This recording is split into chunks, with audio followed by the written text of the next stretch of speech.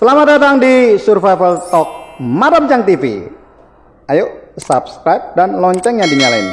Kali ini kita kedatangan sosok yang luar biasa cantiknya, yet winter gambar. Yuk kita langsung aja.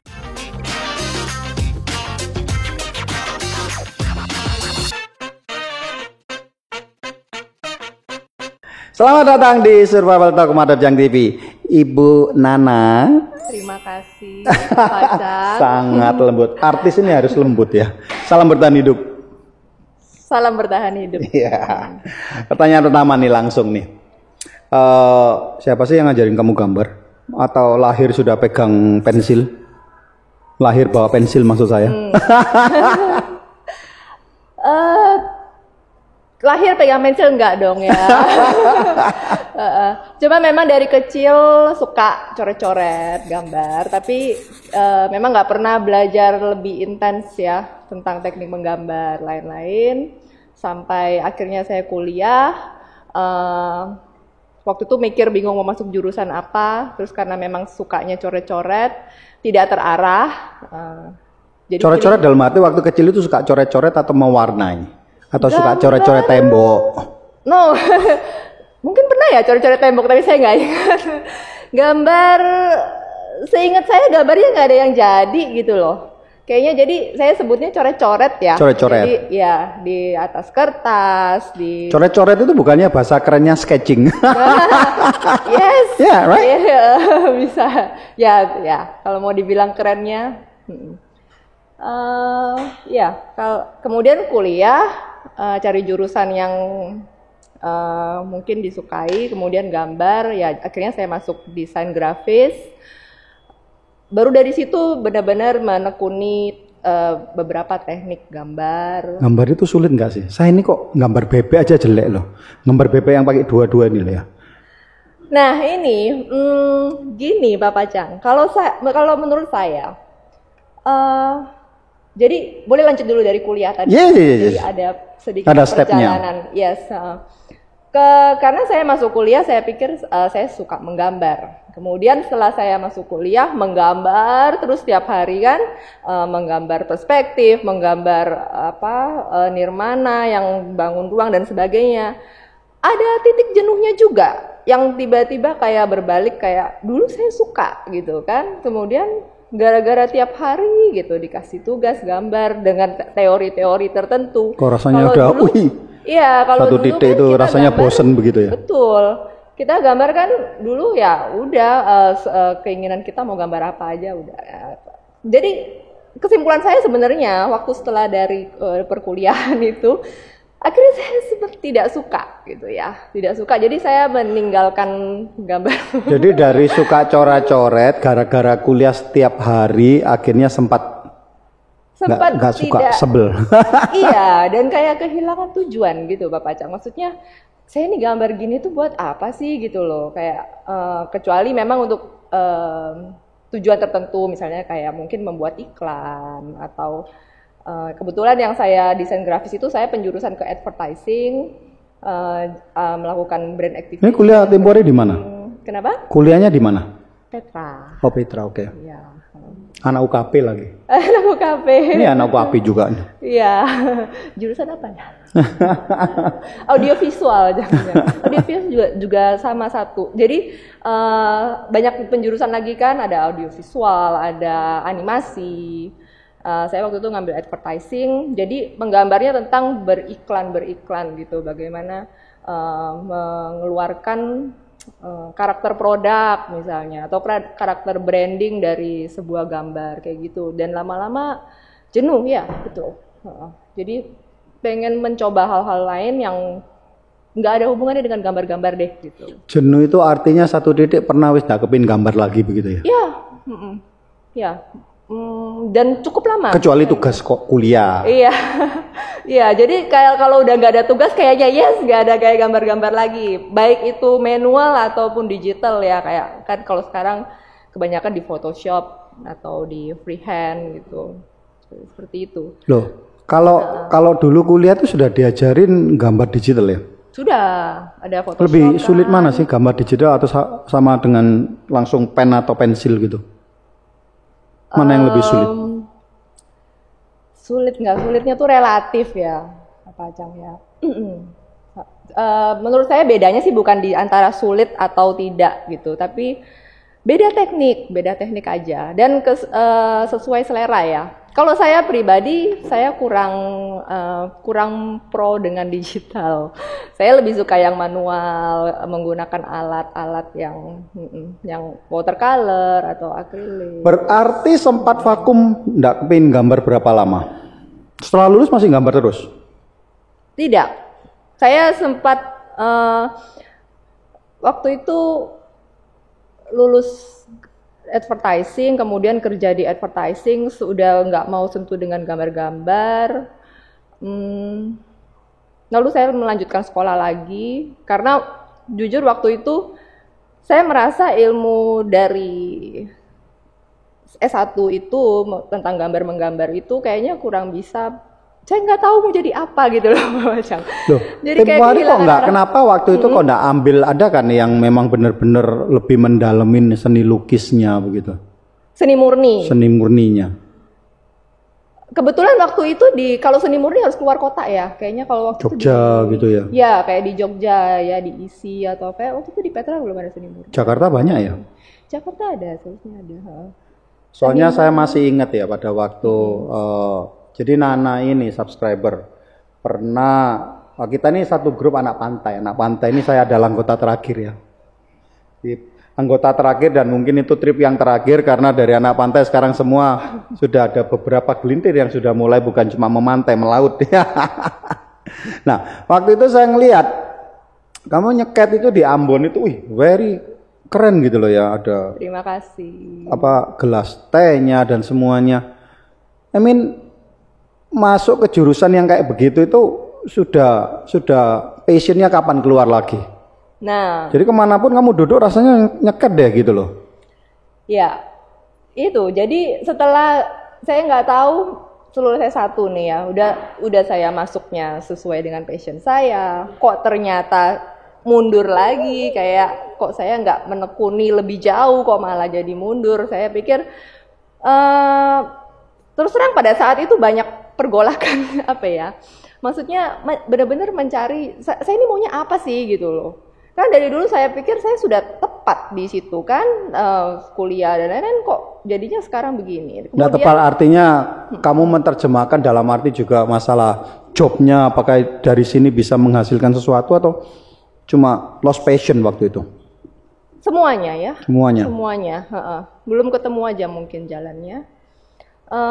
Karena itu jadi pengen mencoba hal yang jauh berbeda. Kemudian saya kuliah lagi, saya ambil manajemen karena waktu itu di advertising sempat ada isu yang mengatakan kalau susah nih jualan advertising di Surabaya kayak gitu-gitu kan, jualan ide itu susah kayak gitu. Jadi meskipun kita bisa gambar, bisa berkarya, tapi nggak bisa jualan, nggak bisa marketing, sulit menghasilkan duit lah ya.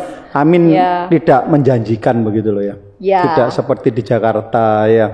Betul. Nah pada saat itu di tengah-tengah itu kebetulan ada dibuka pendaftaran untuk manajemen. Saya daftar lagi manajemen di universitas yang berbeda juga.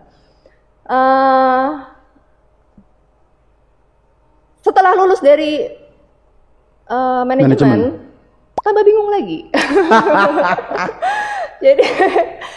jadi tambah. Kok nggak dinyalain GPS-nya sih biar nggak bingung? Destination. Seandainya kalau hidup itu ada GPS ya. Lebih enak ya.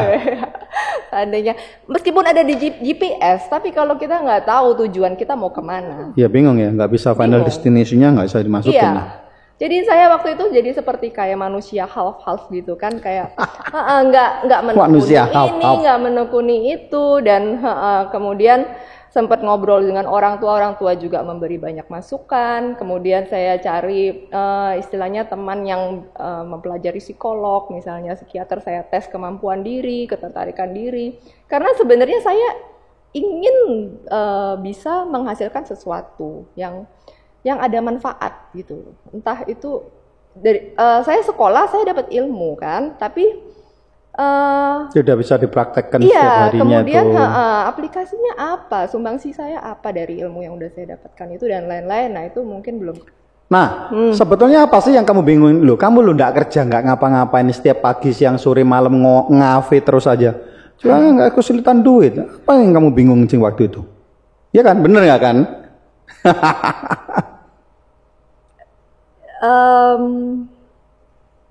Ya, bersyukur sekali kalau Pak Pacang bisa melihat saya figur yang memiliki ketersediaan kan semuanya. Ya saya bersyukur memang ada di dalam kondisi yang tidak mengharuskan saya selalu putar otak untuk menghasilkan ini itu, untuk menghidupi diri sendiri dan lain-lain. Tapi mungkin karena di situ tidak ada keterkurangan gitu ya.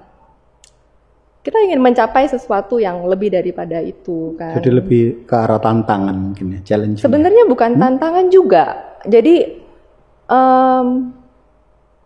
sepertinya kan hidup bukan tentang itu saja gitu loh. Ya maybe you want to do something gitu ya. Iya, seperti aktualisasi diri. Saya juga belajar. Saya banyak belajar dari orang tua, dari ayah saya terutama. Ya. Kita hidup dikaruniai dengan segala keberadaan ini. Kita punya otak, kita punya kemampuan, kita disekolahkan dengan baik, kemudian dan banyak yang malah jauh lebih tidak beruntung daripada kita, masih harus membingungkan mengenai kehidupan, mengenai mikirin besok makan apa aja nggak tahu loh ya. Betul. Nah, besok sementara masih bisa tinggal di rumah yang sama aja juga banyak loh. Ya. Belum tentu juga ya. Ya, jadi betul memang ada beberapa orang mungkin sudah sangat enak ya, maksudnya ya disyukuri, kemudian bisa pokoknya bangun pagi udah ada makanan. Tapi nggak banyak loh orang yang mau berpikir seperti itu ya, di tengah semua keberadaannya semua ini dia malah terlena ya. Ini saya sebetulnya penasaran sih. Why you want to do something? Apa yang memicu itu? Padahal kan banyak nih anaknya orang berada, ya. Dia apapun dia nggak usah pusing. Bahkan sampai semua harus encourage dia untuk do something gitu loh. Sedangkan kamu kan rada berbeda nih. Di tengah semuanya I feel nothing nih, I want do something, tapi apa gitu. Apa sebetulnya? Apa yang membuat kamu mempunyai rasa seperti itu? Padahal kamu kan juga sudah hidup di zaman media sosial kan ya? Saya tuh teringat ada quotes dulu yang membuat saya bisa twist gitu, terpikir kayak quotesnya dalam bahasa Inggris karena saya kurang baik dalam bahasa Inggris. Jadi intinya ketika kita menjadi manusia ada value-value tertentu, value yang paling biasa saja manusia pada umumnya itu membicarakan tentang things, tentang benda, tentang aku punya baju ini, aku punya tas ini misalnya, tentang things. And then the second one yang lebih mungkin lebih atas lagi daripada level itu adalah ketika kita membahas tentang people, orang lain gitu. Jadi oke, ini bukan tentang minummu atau minumku, bukan tentang things, tapi tentang orang lain, ya kan? Dan itu juga, so what's the point? Gitu. Jadi kan? Artinya hidup ini is not about possession ya. Ya. About meaningful. Meaning. Nah, meaning is part of the idea. Jadi tadi ada things, and then people, kemudian idea. Nah, di mana saya ingin mengarahkan kemampuan diri saya itu tentang idea, semuanya tentang pemikiran, tentang meaning, tentang opini, tentang isi daripada apa yang kita lakukan. Jadi ya itu tadi mungkin kembali lagi ya, kalau misalnya Pak Pacang tanya, ya ketika saya bangun pagi, saya sekolah nggak sekolah, saya kerja nggak kerja, saya bekerja, saya melakukan apa, berkarya apa, saya tetap bisa makan. Things, ya. Yes. Things. Saya bisa kemana-mana, saya bisa bawa mobil, saya punya teman-teman yang kita bisa ngobrol tentang jam tangan, tentang handphone, tentang everything. And then, kalaupun kita nggak bicara tentang itu, kita bisa browsing, cari gosip orang misal, ya kan? Atau kumpul ke kafe tadi, Pak Pacang bilang ke kafe, kita ngobrol tentang manusia lain yang mungkin kadang juga nggak ada hubungannya dengan kehidupan kita. Manfaatnya apa? Iya, kemudian kita pulang lagi dari kafe itu, lalu kita mikir, tadi kita Just ngapain? another day in paradise. Yes. Betul. Yes, another day in paradise. Terus kita pulang kayak, oke, satu hari udah terlewati lagi dengan kita membahas barang dan orang-orang lain. But ya itu idenya gitu. Jadi maksudnya, oke, dari situ ada pemikiran apa yang bisa kita tindak lanjuti lagi, dan bukan hanya mengenai pemikiran, tapi pemikiran hanya pemikiran jika dia tidak bermanfaat, ya. Ya, just only a thought. Ya, dan itu saya pernah memikirkan satu masa yang saya pikirkan itu sangat mengganggu gitu. Bangun pagi seperti apa? Ya nggak ada tujuan gitu. Ya bangun, oke, sehat, nggak ada yang sakit, bisa bernafas enak gitu. Tapi kemudian ketika berpikir, oke, hari ini mau bikin apa gitu. Nah, di situ yang banyak apa ya? Kehilangan arah ya. Dan saya pikir mungkin memang pada umur-umur saat itu kan, waktu itu habis lulus pencarian S2 ya. masih pencarian. Jadi kadang saya berpikir juga jangan terlalu keras gitu kan. Kayak jalanin dan mencoba banyak hal supaya bisa ketemu banyak ini lagi. Nah, ketika di masa-masa itu saya mendapat ajakan dari seorang teman untuk melihat satu pameran pelukis perempuan di Surabaya. Ya, waktu itu ada Ibu Sasha Tranggono, pelukis.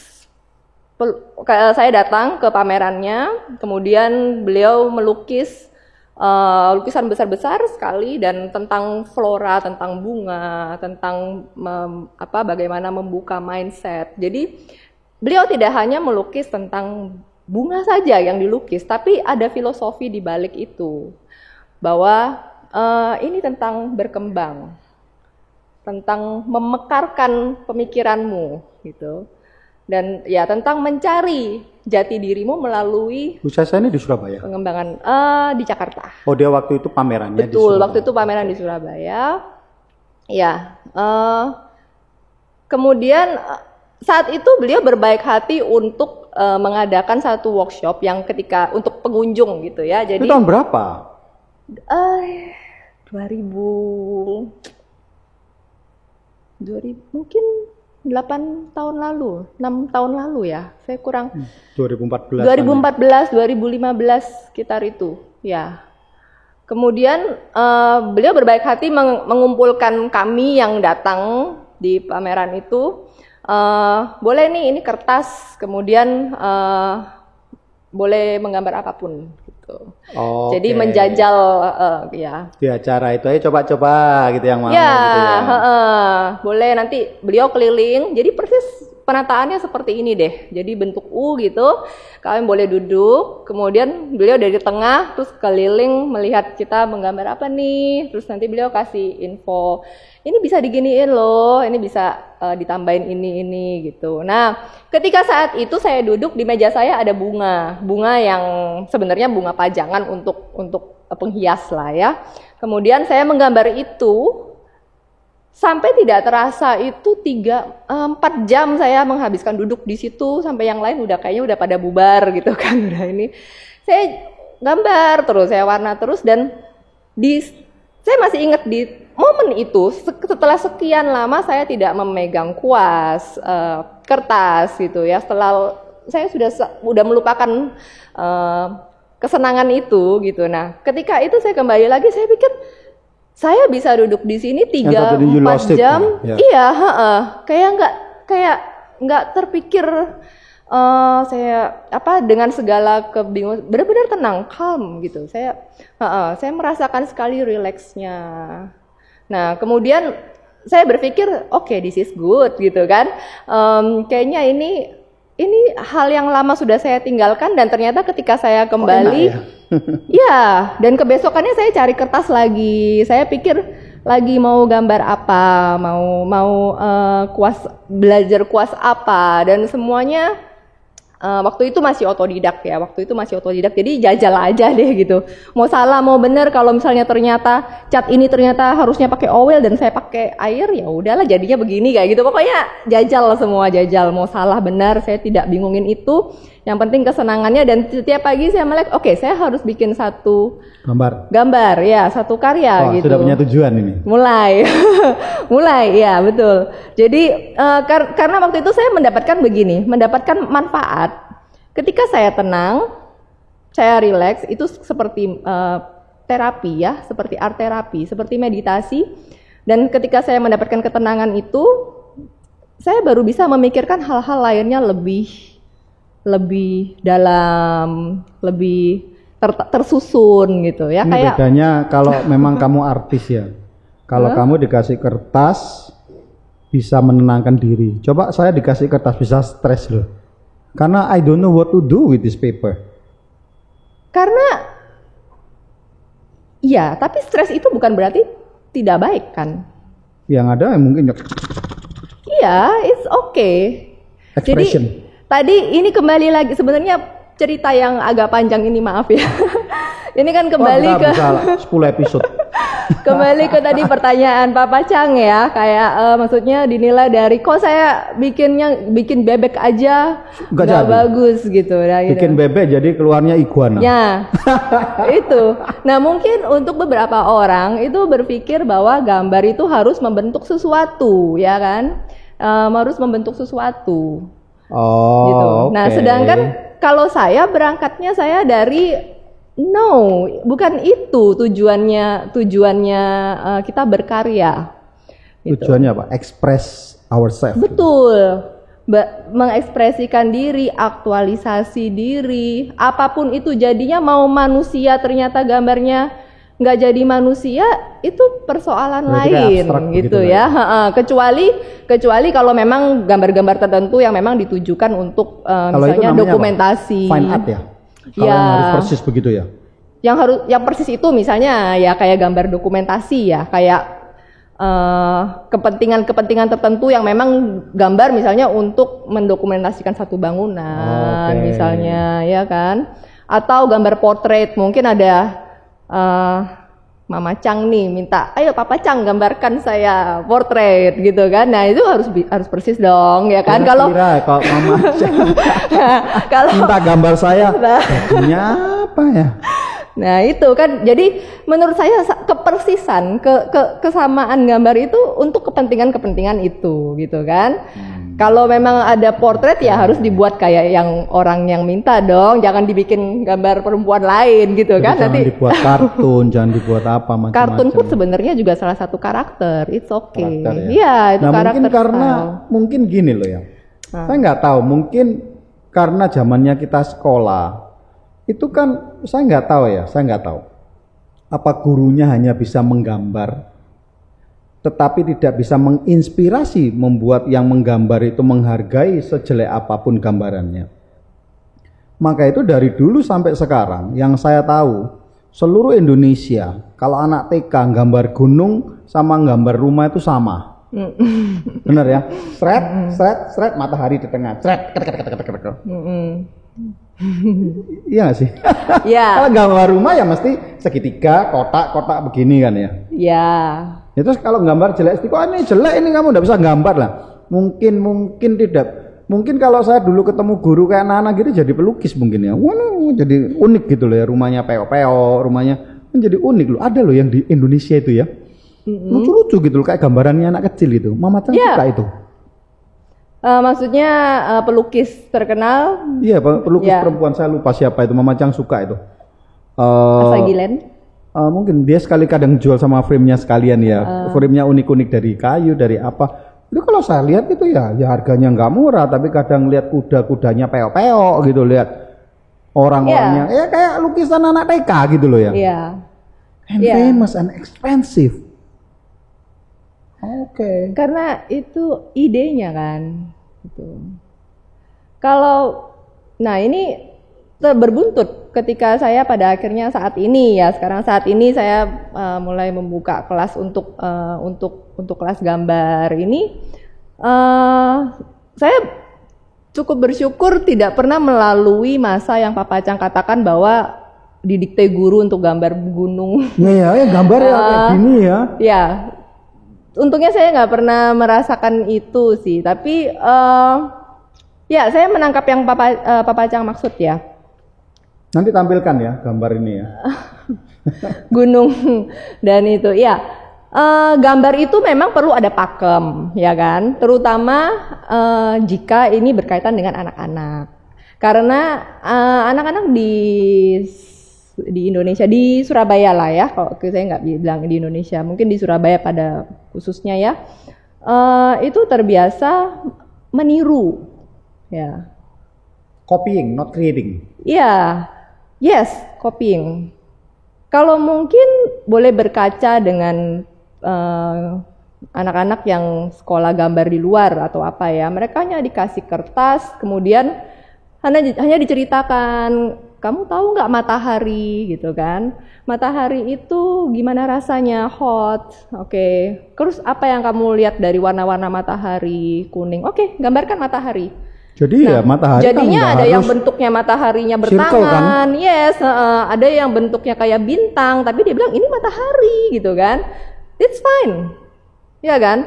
Jadi anak-anak itu tidak dikasih pakem bahwa matahari itu bundar gitu loh, tidak dipicu kreativitinya. Betul. Begitu. Jadi mereka boleh menuangkan kreativitasnya itu sesuai dengan bayangannya mereka sendiri. Kalau menurut saya matahari kotak, ya saya gambar kotak iya, gitu mau gambar kan. Hati, terus dikasih ini dianggap itu matahari, ya oke, representing warmness gitu loh ya. Iya, dan itu, nah itu yang mungkin